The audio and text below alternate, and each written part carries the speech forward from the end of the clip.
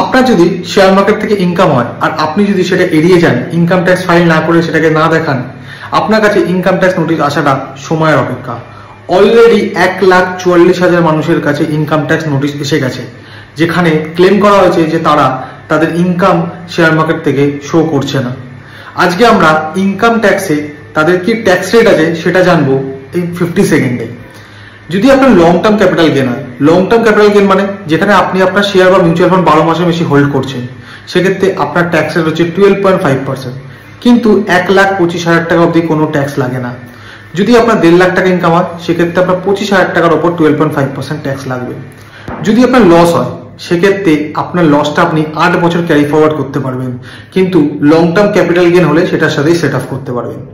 যদি আপনার short term capital gain হয়, শর্ট টার্ম ক্যাপিটাল গেন মানে যেই শেয়ারটা আপনি 12 মাসের মধ্যে বিক্রি করে দিচ্ছেন কিনে, সেটাকে বলে শর্ট টার্ম ক্যাপিটাল গেন। সেক্ষেত্রে 20% স্ল্যাব রেটে ট্যাক্স লাগে। সেক্ষেত্রে কোনো থ্রেশহোল্ড লিমিট হয় না। যদি আপনার 5 টাকা ইনকাম হয়, আপনার 20% ট্যাক্স লাগবে। শর্ট টার্ম ক্যাপিটাল গেনের লসও আপনি 8 বছর ক্যারি ফরওয়ার্ড করতে পারবেন, কিন্তু সেক্ষেত্রে শর্ট টার্ম লস আপনি লং টার্মের সাথেও এবং শর্ট টার্ম দুটোর সাথেই সেট অফ করতে পারবেন।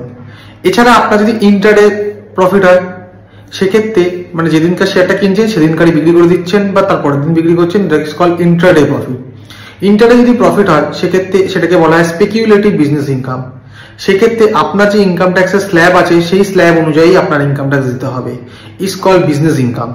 সেক্ষেত্রে আপনার যদি কোনো কারণে স্পেকুলেটিভ বিজনেস থেকে লস হয়, সেক্ষেত্রে আপনি 4 বছর সেট অফ করতে পারবেন।